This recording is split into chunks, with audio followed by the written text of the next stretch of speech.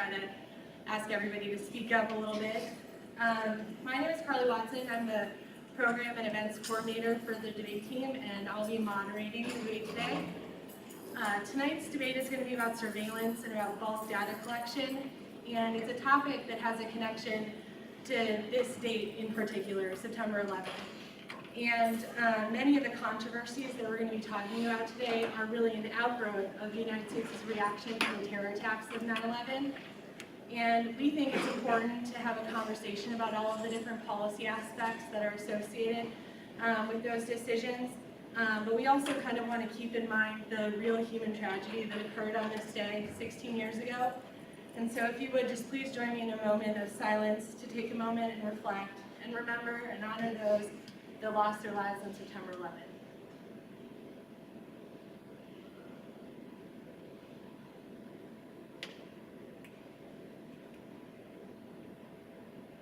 All right, thank you.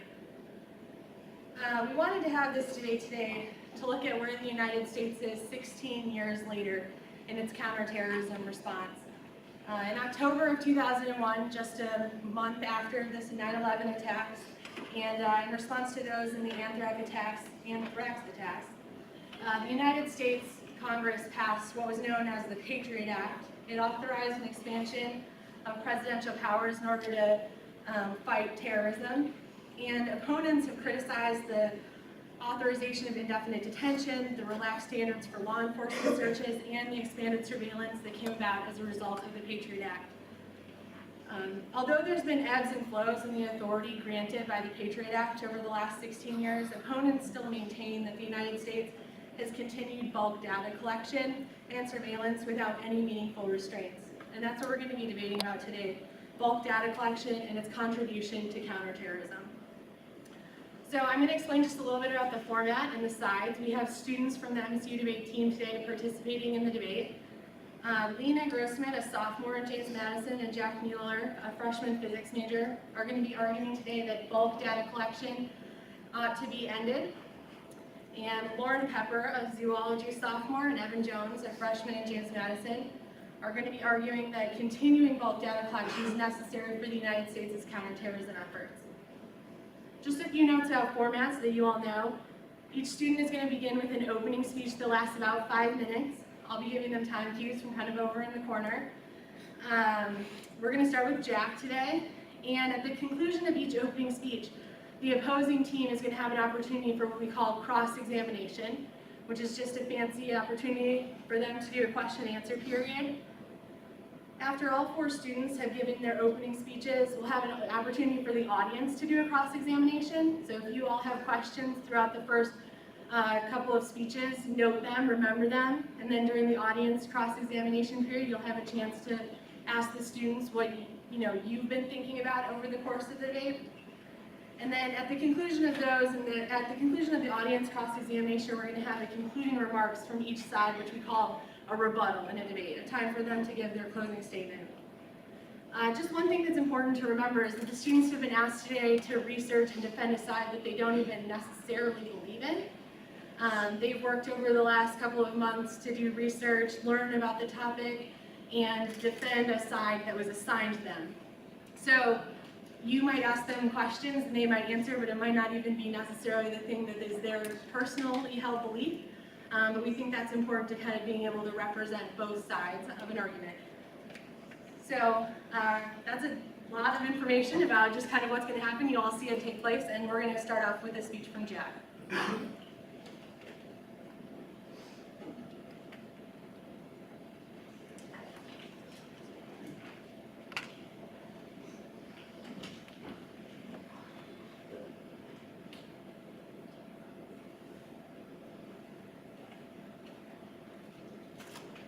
Now, before this debate started, were you using your cell phone? Were you checking Facebook, your bank accounts, your Twitter, your Snapchat? Did you make a call on your way to the MSU Union today? Well, your activity was logged, and it's what comprises metadata. Now, metadata is data that describes other data. In other words, the National Security Agency, or NSA, isn't listening necessarily to the content of your phone calls, but they can see who you called, how often you called them, and how long your calls lasted. Now, even GPS locations from your phone are stored and analyzed by the government. This is called bulk data surveillance because of the vast information collected in the process. And it was originally authorized by the Patriot Act in response to the September 11th terrorist attacks. The NSA argued that they needed to create a web of personal connections for a suspected terrorist in order to investigate and stop a potential attack. But Edward Snowden shocked the world in 2013 when he revealed that government surveillance covered credit card transactions, phone records, Facebook data, GPS locations, and included spying on foreign nations that the US considered to be allies. There have been attempts to curb the power of metadata surveillance since the Snowden leaks, but the practice largely continues undebated. Today, our side will argue that the concerns about privacy and foreign relations are reasons that the United States should cease bulk data collection.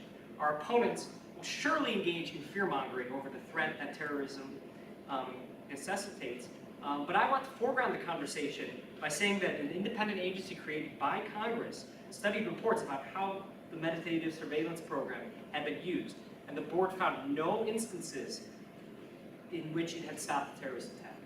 My partner will be getting a bit into more about the details of the intersection between metadata and terrorism. So I would like to talk about the main reasons why the United States should cease bulk data collection. First and foremost, privacy.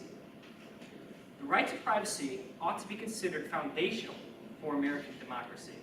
The Supreme Court has ruled that the Constitution implicitly grants the right to privacy against governmental intrusion from the First, Third, Fourth, and Fifth Amendments. Daniel Sullivan, assistant professor at George Washington University Law School, explains the importance of protecting privacy. Quote, surveillance can create chilling effects on free speech, free association, and other First Amendment rights essential for a democracy. Now, chilling effects harm society because they reduce the range of viewpoints expressed and the degree of freedom with which to engage in political activity, which is a blatant violation of our liberty. Some might think that they have nothing to hide, so there is nothing to be lost in giving away their privacy. However, Sullivan warns, aggregation means that by combining pieces of information we might not care to conceal about first, the government can glean information that we really do want to conceal. Data mining is able to reveal a lot about our personalities and activities by sophisticated means of analyzing data. It is hard to claim that the NSA will not reveal information people do not want to hide, as we do not know precisely what is revealed from the bulk data collection. And while you might not now be concerned about privacy, that privacy is important in the abstract, you still might find yourself persuaded that the threat of terrorism justifies NSA surveillance. But security threats are used as a trump card over the interests of civil liberties. And this means that some of the most legally questionable modern practices have been born from the threat of terrorism. Yet this is still a harm worth addressing, even if it's not sensationalistic, because the potential to intrude upon our First Amendment liberties is so great. I would now like to turn to the second reason that we believe bulk data collection should end: foreign relations. As a US IT think tank cautions that US surveillance has justified foreign protectionism as countries erect barriers to cloud computing and cross-border data flows. Amid growing anti-US sentiment, the European Union has seen calls for data localization, trying to keep as much data within Europe as possible. There's been a trend of countries passing laws that prevent citizens' personal information from leaving the country's borders, which has strong implications for the economy. Laura Donahue, professor of Georgetown Law, explains the implications of data localization. US companies have lost revenues as countries concerned about US surveillance efforts have accelerated data localization initiatives and introduced new privacy protections that have had implications for US economic growth. It could be argued data localization initiatives are merely opportunistic, using the NSA revelations to advance national interests ahead of ours. The NSA programs do provide countries with an opportunity, regardless of whether the countries are being opportunistic or not. And they have weakened the U.S. hand in the international arena.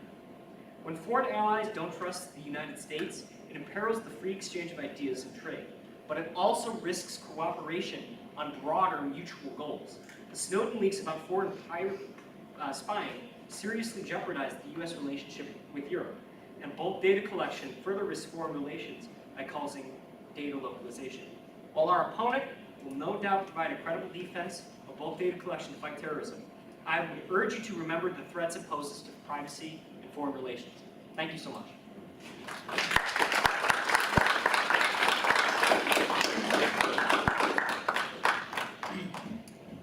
You began with a list of activities that people were engaged in before they got to this debate. Many of those people also probably knew about NSA surveillance. Do you think that those people changed their behavior because of NSA surveillance? I think regardless of whether these specific people changed their behavior with regards to NSA surveillance, I do think that the potential for them to change their behavior is in and of itself a threat to democracy. And I think that we should really consider that. But isn't that your argument about privacy, that people will be forced to change their behavior when they would otherwise engage in already legal activities? Yes, well, for all we know, the people who in the audience today probably have changed their behavior consciously or subconsciously. And in fact, I would argue that the bulk data collection initiatives have already threatened our privacy and our First Amendment freedoms in this way. So are people, across the United States as a whole, are people speaking out less about their beliefs? I would say that across the United States as a whole, while we do not have any direct evidence for this, the potential for this to happen is present, and I would argue that enough is a threat. You stated in your speech that the Snowden leaks caused international backlash. Presumably that was largely because it leaked that the United States was spying on foreign allies. But even though those leaks happened in 2013, why didn't that end counterterrorism cooperation? I feel, although it didn't necessarily end counterterrorism cooperation, what it did do was cause a massive strain on foreign relations. And this, as I explained, is observable within the data localization initiatives that the countries, that European countries did. Okay. President Trump has withdrawn the United States from negotiations over free trade agreements with European allies. Would that not imperil counterterrorism cooperation as well? Well, I would say that the bulk data collection has already imperiled foreign relations to the point where any politician who makes the foreign arena more tumultuous has the potential to accelerate the harmful effects that bulk data collection has on foreign relations. All right, thank you. I have no further questions.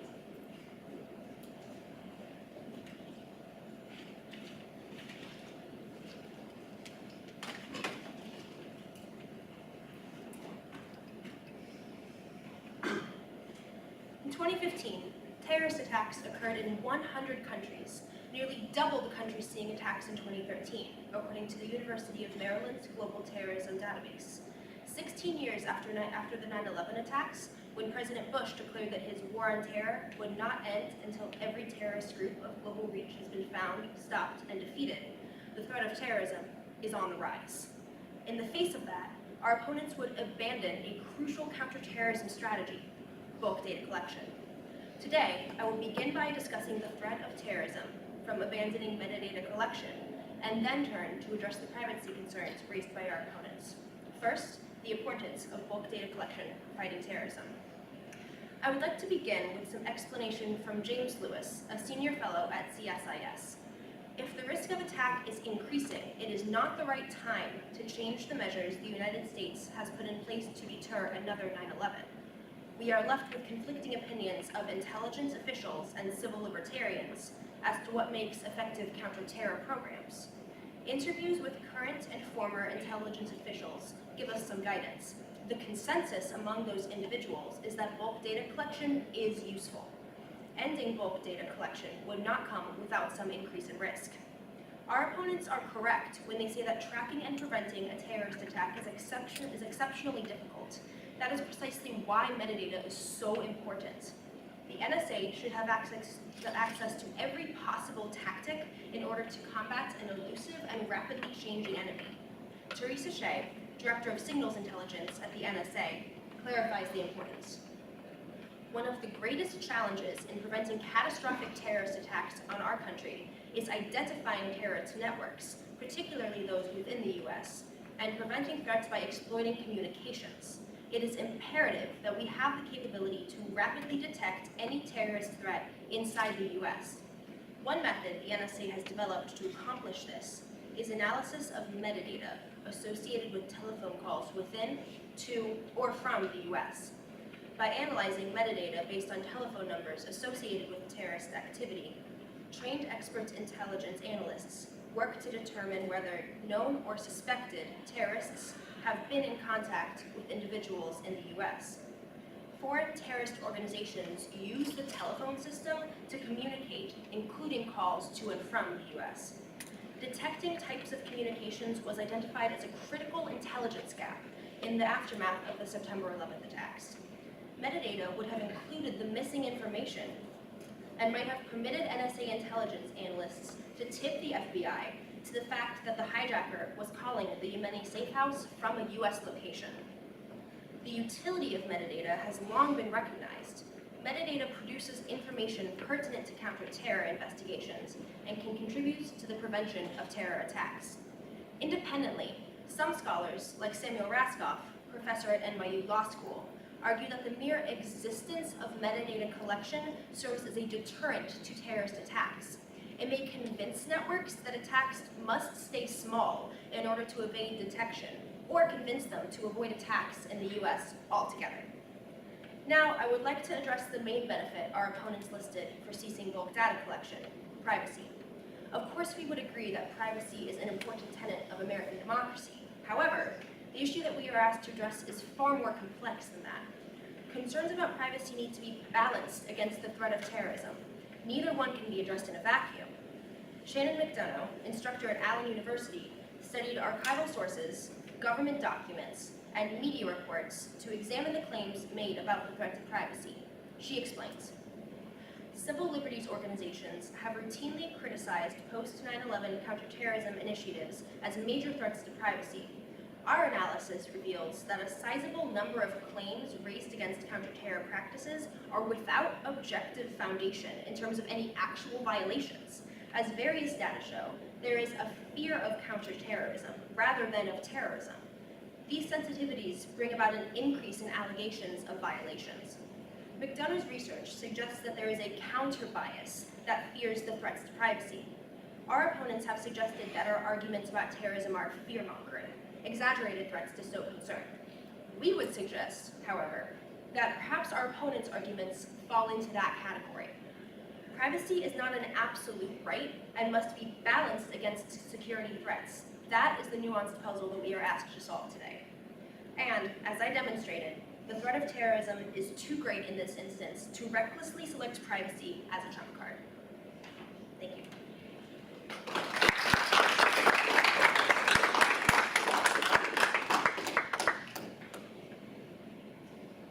Yes, I'd like to begin with a question about the statistics you used to demonstrate that terrorism was on the rise. Now, the information from the Global Terrorism Index has been criticized by Daniel Biden, an expert at Georgetown University, for being somewhat misleading. How can you say that terrorist attacks are on the rise when they have recently started to include attacks that could have possibly been labeled as conflicts in civil war? Well, the fact that these attacks have a new label is exactly the point. They're a new type of attack. Our data includes attacks that might occur during a civil war, but have more far-reaching motivations or consequences, and thus can be categorized as terrorism. These are important inclusions when analyzing global trends. Your data's exclusion of them is proof that your analysis is biased towards privacy and away from the truth of security threats. Additionally, I'd argue that our source is more qualified. The Global Terrorism Index includes input from multiple experts, not just one. Okay, thank you. Now, you have claimed that using sources from within the NSA, federal government, that metadata collection is necessary, but considering how it hasn't actually directly stopped the terrorist attack, do you have any evidence that it works? You don't know that it hasn't stopped a terrorist attack. The NSA does not release highly classified information about terrorist networks to the public. I think that we should trust the people who have the security clearance to actually decide whether or not metadata has stopped major terrorist attacks. Thank you. Speaking of discussing people with a clearance to investigate terrorism, aren't wiretaps and other intelligence agencies, other than the NSA, enough to curb the threat of terrorism? I'd say that wiretaps are important, but targeted surveillance is useless without bulk data laying the foundation. In order for targeted surveillance to be effective, we need metadata to analyze communication trends and discover who is a potential target. Otherwise, we're just like randomly getting warrants to wiretap people and hoping that we stumble upon a terrorist. Okay, thank you. Now, you have said that the war on terror hasn't even been won, even with the Patriot Act. When will the war on terror be won, if at any time, and how long will all data collection need to continue for the war on terror? We're not taking a stance on like the existence of the war on terror.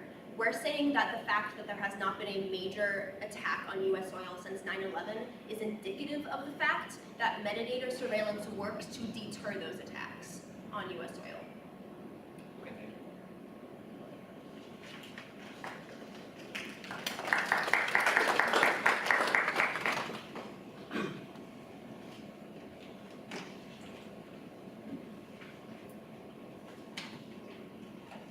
Our opponents have spent the majority of their opening speech discussing terrorism. But remember, the statistic that my partner mentioned in the opening speech. The Congressional Board found no instances that bulk data collection stopped a terrorist attack. David Medine, the board chairman, stated that on a number of metrics, including thwarting plots and identifying terrorist activity, the program had not proven to be successful. Metadata collection is about more than simply finding a needle in a haystack. There are hundreds of millions of data points collected, and the aggregate of that information is used to try to discern a pattern. The Boston Marathon bombing displays that the NSA methodology is far from perfect. The brothers who carried out the bombings had previously been interviewed by the FBI and had made threats on Twitter, but the NSA's big data strategy had yet to detect a pattern in their metadata that would suggest they were a threat. Ray Corrigan, senior lecturer in mathematics, computing, and technology, explains the futility of the program. You cannot fix terrorism by treating the entire population as suspects and then engaging in suspicionless blanket collection and processing of personal data. Surveillance of the entire population, the vast majority of whom are innocent, leads to the diversion of limited intelligence resources in the pursuit of huge numbers of false leads. It is statistically impossible for total population surveillance to be an effective tool for catching terrorists. Even if your magic terrorist catching machine has a false positive rate of 1 in 1,000, it would flag 60,000 innocent people. Law enforcement need to be using modern digital technologies through targeted data preservation, not a mass surveillance regime, to engage in court-supervised surveillance of individuals whom they have reasonable cause to suspect. That is not the same as building an infrastructure of mass surveillance. Mass surveillance makes security services more difficult and the rest of us less secure. That brings me to my next point. More than just not helping to fight terrorism, I will argue that metadata collection is counterproductive as a strategy. First, metadata causes information overload. The unbelievable number of false positives causes law enforcement to use precious time and resources to track down constant dead ends. The error rate of a system that produces hundreds of millions of data points is overwhelming. Former NSA employees have described the task as similar to drinking from a fire hose. And the analytical capabilities of intelligence agencies have not kept up with the speed that information is accumulating. Additionally, each attack is unique. Who would have guessed that 2 pressure cooker bombs would be delivered to the Boston Marathon finish line in backpacks. Each individual attack can contain so much variability that detection using metadata is impossible. The same patterns that would flag a mass shooter would not catch terrorists that use vehicles at crowded events. The money and time that we're wasting on ineffective surveillance programs is not being spent on investigation, intelligence, and emergency response, all tactics that have been proven to work. Second, backlash to surveillance programs undermines counterterror cooperation. As we mentioned earlier, metadata collection risks foreign relations crucial for counterterrorism efforts. 2 reports by 2 separate executive branch panels noted that most terrorist plots that have been disrupted since 9/11 have relied on legal surveillance drones overseas and then shared with the US. If domestic surveillance programs cause data localization and reverse global information sharing, that will have a big impact on our ability to reduce terror attacks.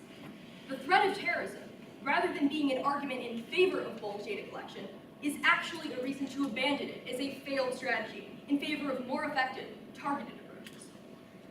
Our opponents have accused us of not understanding that there needs to be balance between privacy and security.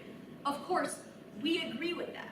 The difference is that we believe that alternatives to metadata collection, targeted, court-sanctioned surveillance, are better strategies to address security concerns.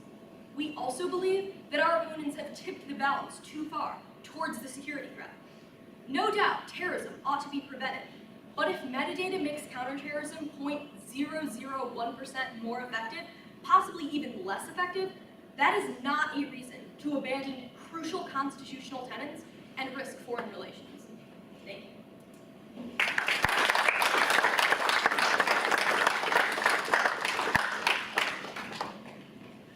I'd like to talk about your point on data overload. I realize that to everyone in this room, coming through millions of bits sounds daunting. However, data analysis is constantly improving. Data scientists devote their lives to developing learning algorithms that computers can use to sort through data more and more efficiently. Why would we stop that process just as it is being developed? Just because it's not perfect yet? As I stated before, even the most technologically advanced algorithms would flag tens of thousands of false positives that distract from tracking down actual threats. And the technology we have now isn't even that precise. So as we wait for the process to improve, many terrorist threats that could go undetected in the interim that would otherwise be avoidable. We don't think the process of counterterrorism should stop just because it's not perfect, but rather that relying on targeted methods is more dependable than indiscriminate surveillance. How do those targeted methods work without metadata networks underlying their targeting process? Empirics have proven that targeted surveillance has been reliable time and time and again, where metadata has failed. In the instance of the Boston bombing, as I mentioned before, all necessary information was gathered using targeted methods, which proves that bulk data isn't necessary and only serves to distract from actual threats. For minor attacks, thank you. You mentioned that metadata collection might hurt foreign relations. However, relations with our joint surveillance allies, the Five Eyes Alliance, are stronger than ever. Why would domestic surveillance meaningfully hurt foreign relations in the future if it hasn't in the past 16 years? Well, first of all, I disagree that our alliances are stronger than ever.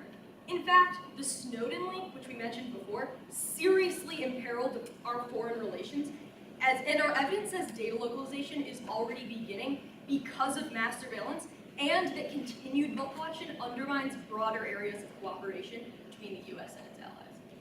But the Snowden leak harmed foreign relations because it revealed targeted surveillance of Angela Merkel. Why does bulk data collection hurt foreign relations? I disagree, because the Snowden leaks exposed our mass surveillance apparatus, which we have evidence on that says other countries are alienated by that apparatus, not just the targeted spying. It's also the continuation and expansion of that program that's alienating our allies and deterring information sharing that's actually more effective in countering terrorism than our surveillance apparatus. Okay, thank you. I have one more question. You claim targeted surveillance can work just as well as bulk data collection, but I want to dig into this. Can you outline exactly what the FBI does to decide who to get a warrant on when doing targeted surveillance? Well, How does that work? so there can be things like outlined in our evidence, human intelligence, law enforcement cooperation, community tip-offs, those can all be evidence for getting a warrant and then doing that electronic surveillance that you say is key. It's just a question of, like, I'm not sure if that answers your question. It does, but thank you.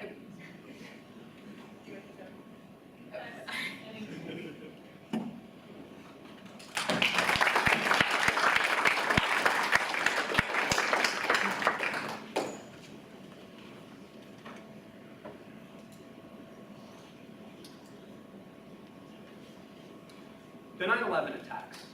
NSA experts believe that the largest attack on US soil could have been prevented with metadata collection and analysis. Our opponents have repeatedly stated that not a single attack has been prevented with metadata collection, but what about learning from our mistakes to prevent future attacks? The NSA and the FBI believe that if they had more rigorous surveillance in place before the attacks, it would have revealed that the hijackers were already in the United States and thus much more threatening. This was a crucial information gap that existed before 9/11, and it's part of the reason that metadata examination was created in the first place. Our opponents are very concerned about the risk of information overload. Even if we agree that there are a number of false positives, every year, we have 3 responses to this. First is that the number of false positives will decline over time. Each year, advances in technology make metadata more effective and targeted. Already, since many of their statistics were published, the analysis methods have greatly improved. Second, the concern about false positives ought to be much less concerning than the threat that we miss the needle in the haystack. Following dead ends is an inevitable part of combating terrorism, and the false positives and some wasted time should not be a reason to abandon such a strategy. Third, and most importantly, metadata enables the NSA and FBI to more effectively evaluate threats.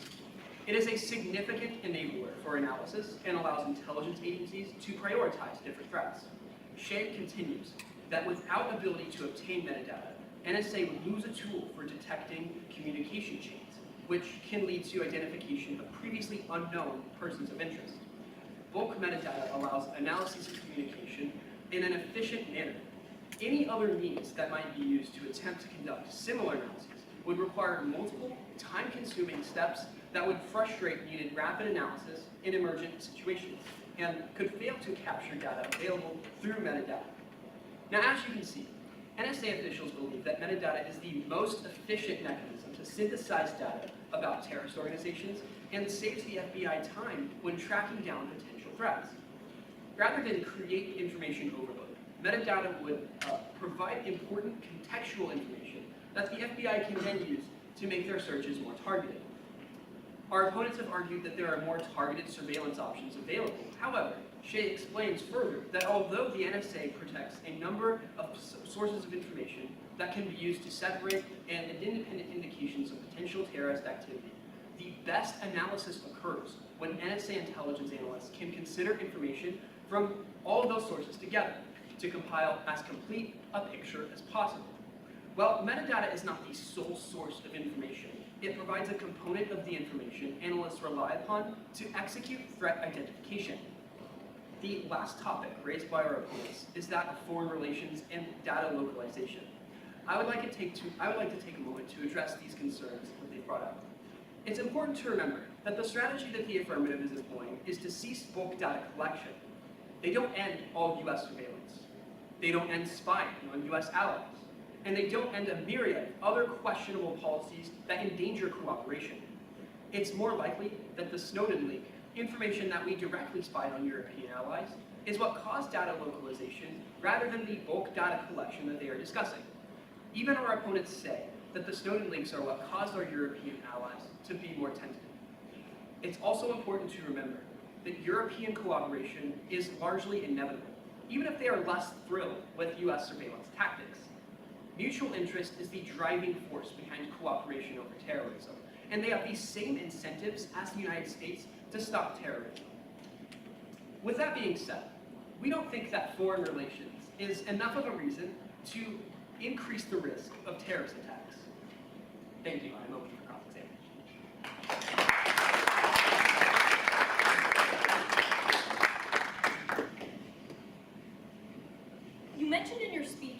metadata collection could have stopped 9/11? This seems like some serious Monday morning quarterbacking.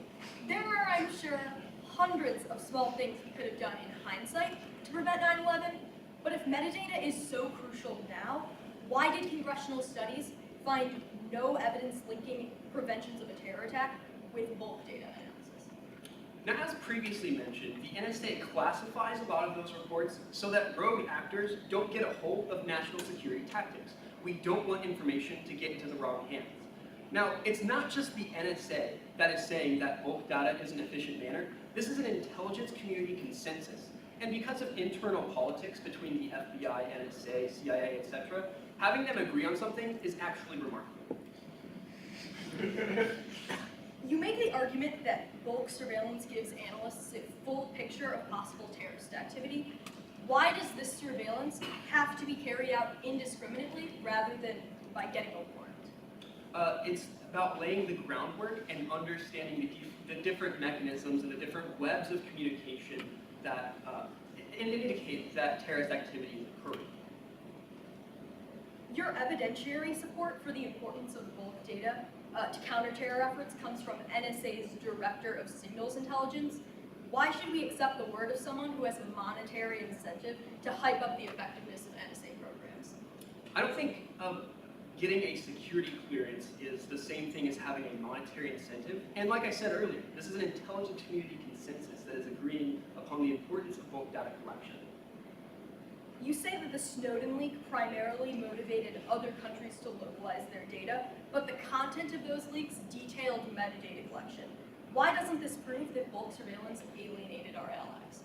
I would say that it's because correlation does not mean causation. Because the report had bulk data collection and spying on allies does not mean that bulk data collection is spying on those allies. Thank you.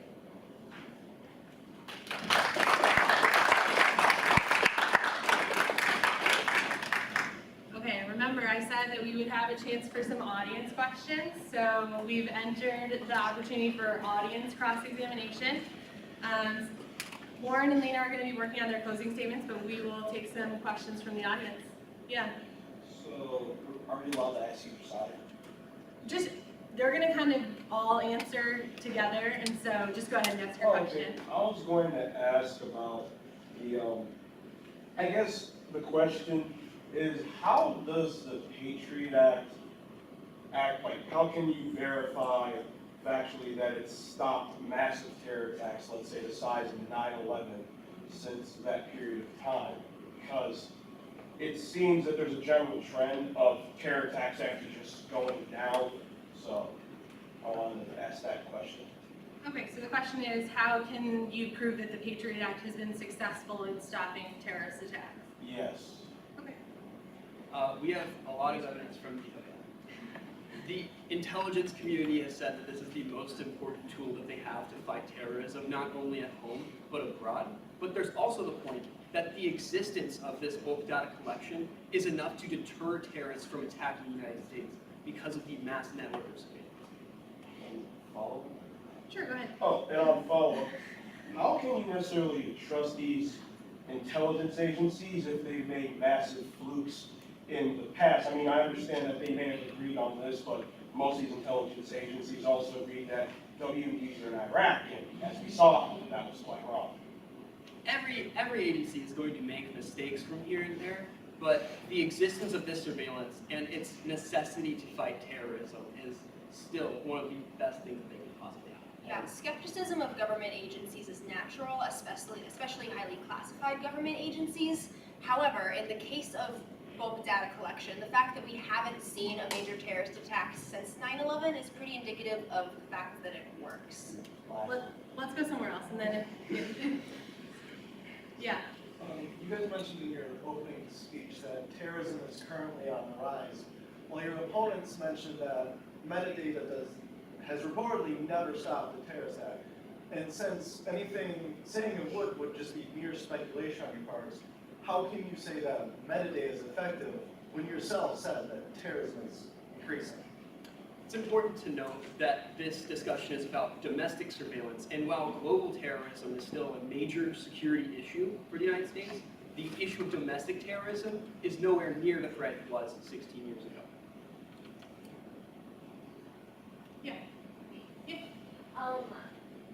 Would you say that whether or not government surveillance changes individuals' behavior and their use of social media, their phone calls, all of that, whether or not it changes that, is it ethically acceptable to give people a choice between owning a smartphone, having social media, and having the government collect their information?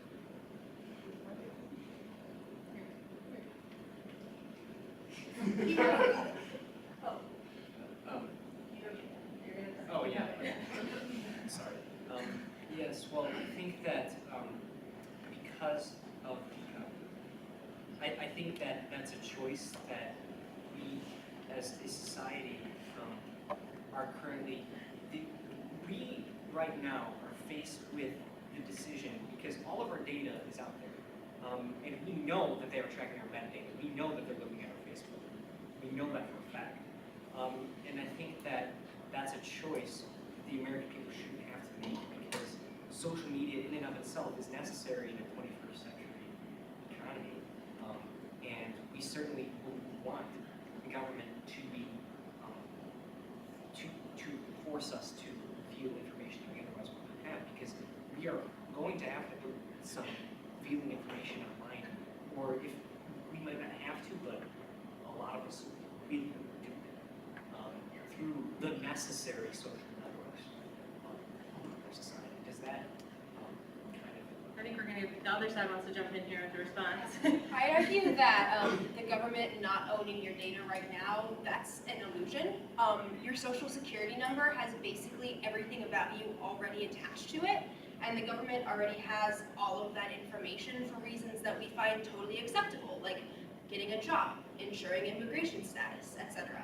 So I think that while there is obviously a question of ethics in terms of like social media data gathering, I think that it's wrong to say that like we haven't already breached the subject. Okay, we'll go again. Yeah. I have just a quick clarification question about data localization. I'm not really sure what it is or how it works. Do countries just stop sharing their internet with the United States as a result of bulk data collection?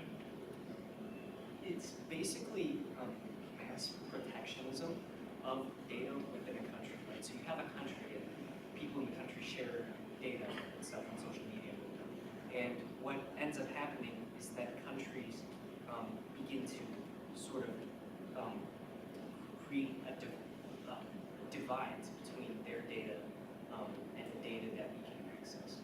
And so more the implications for this economically are quite massive. Thank you. Does everyone have anything? I guess, what are your thoughts on the possibility that bulk data collection could influence terrorists to find other ways of communicating or carrying out acts of terrorism, and then it's not helping prevention anymore, but just harming the privacy of innocent citizens of the United States, no longer preventing any terrorist acts? I think that's a reason as to why we should make the technology more improved and more targeted, rather than scrapping it altogether and going back to square one.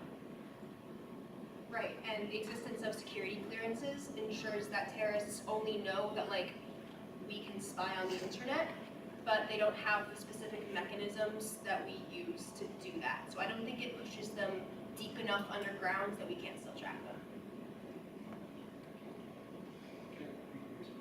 Sure. I just wanted to say that that is a very real concern considering how encryption technology does keep improving. And this technology, while the average American, while neither you nor I has really any access to it, terrorists probably can find new ways to encrypt their data. So it's likely that the encryption technology, is advancing at a really rapid rate. Just look at the progress of, Tor, and how we haven't. I would say that start in the back, and then we'll wrap up with the rebuttals. Yeah.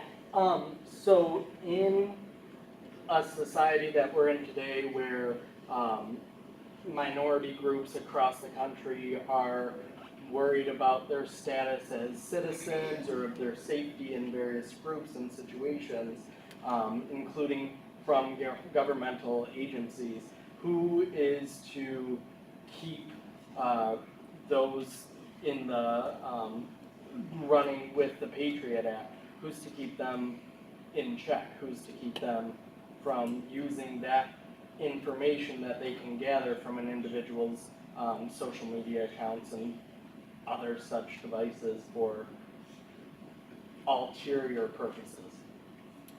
That's a valid concern. However, the issue of bulk data is solely about phone calls and how long you've been on the phone with a different phone number. So it's about tracking people who we identify as terrorists. And also that only the NSA or other intelligence agencies have the authority to use that. So it is normally excluded from direct political motives. Okay, we're gonna have to wrap it up, and then we'll head into the rebuttals. And so Lena is gonna give her concluding remarks, and then Lauren is gonna give her concluding remarks, and then I'll wrap it up.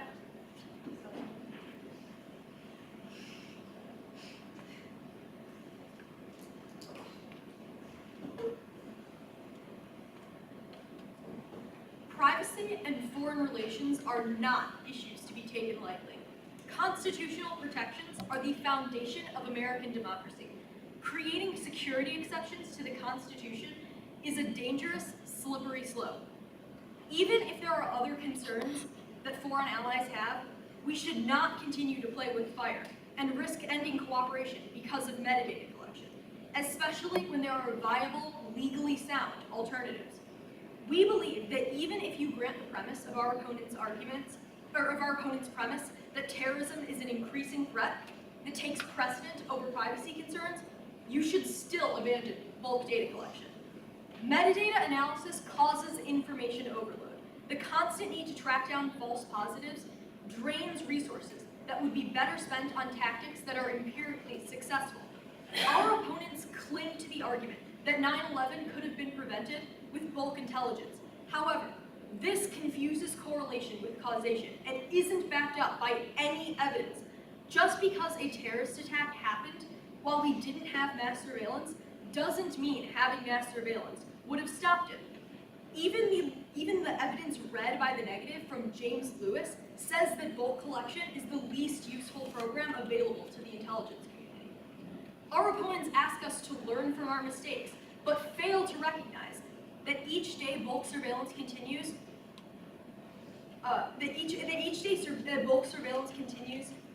imperfect technology makes thousands of mistakes that actively impede the NSA's ability to target serious threats. Our evidence comes from a computing and technology expert, indicates that even if our opponents are correct, that technological advances will happen in the future, even the most advanced algorithms will flag so many false positives that finding the needle in the haystack will become impossible. Our opponents ask us to trust in those who have security clearance, but remember that actual NSA analysts have described sifting through data as trying to drink from a fire hose. If that isn't close enough to a relevant source, I don't know what is. Our opponents claim bulk data is necessary to give analysts a full picture of potential threats, but this should not be a reason to maintain it, especially because alternatives are much more reliable. For example, human intelligence, law enforcement cooperation, and community tip-offs. Officials were able to gather information on the Boston bombers before the attack, which proves that targeted methods can be just as effective. Unfortunately, these leads were never investigated because too many resources were wasted on chasing down false positives. In addition to being a counterproductive counterterrorism strategy, bulk data collection is a violation of core constitutional tenets and risks foreign relations through data localization. That is why we believe that federal government ought to cease bulk data collection. Thank you.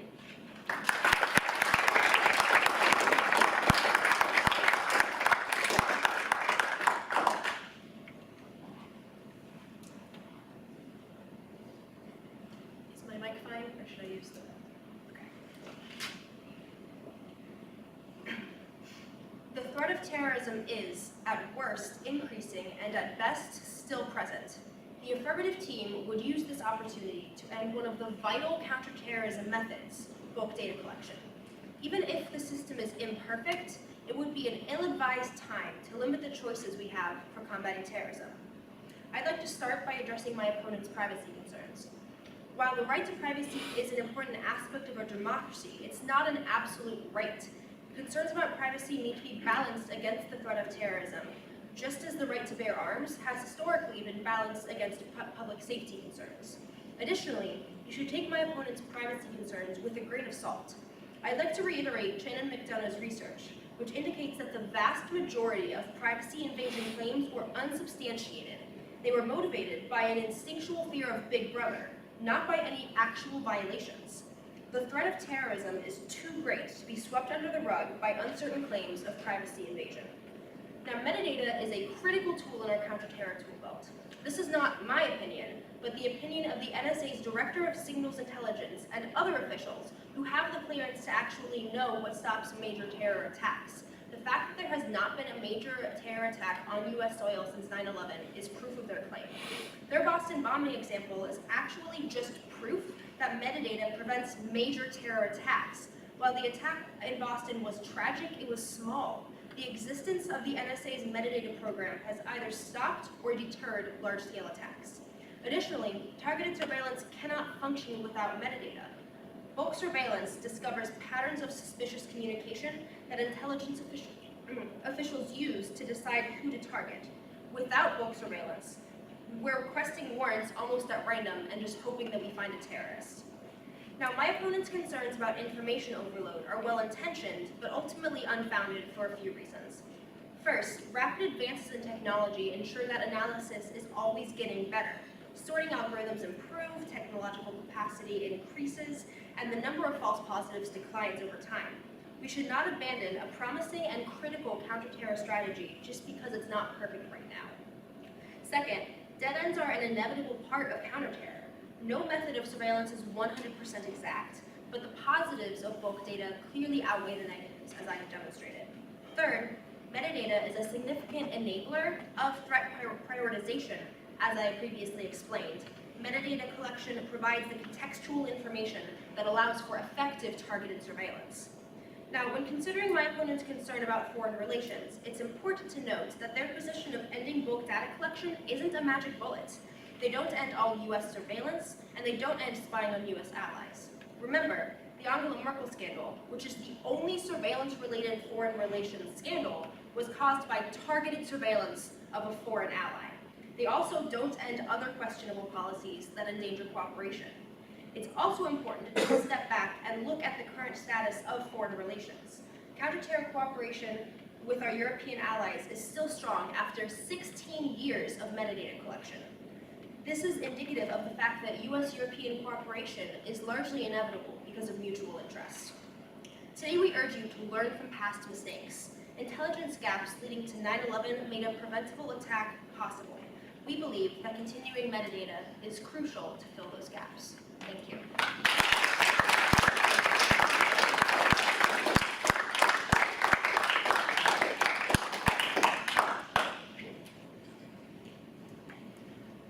All right, thank you so much. Could we get another round of applause for all of us?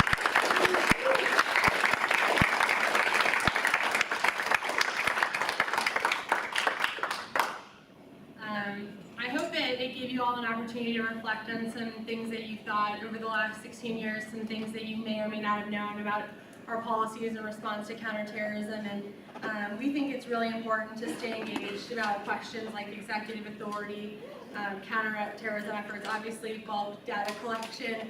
And we think that there are issues that affect everybody really 16 years on from 9/11. I want to wrap up with just a couple thank yous. Thank you to the MSU Alumni Association for helping us live stream the debate. I know we have a few debate alums on there. They've been texting me excited to watch our students debate tonight. So it's a really great opportunity for us. And thank you to the Honors College for their help in the event and making sure that it was a success, and for including us in the celebration of the 60th anniversary. We've really enjoyed preparing for the debate and having the opportunity to showcase some of our students tonight. The MSU Union did a great job in helping us find a space that fit well for it, and I just want to thank the students who participated today. They worked really hard to research the topic.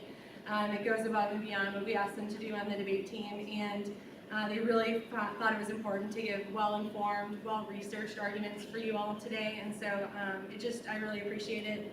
And thank you to all of you who took the time tonight on your Monday night to come here with us. We really appreciate it, and hopefully we'll see you all at some future public debates as well. So thank you.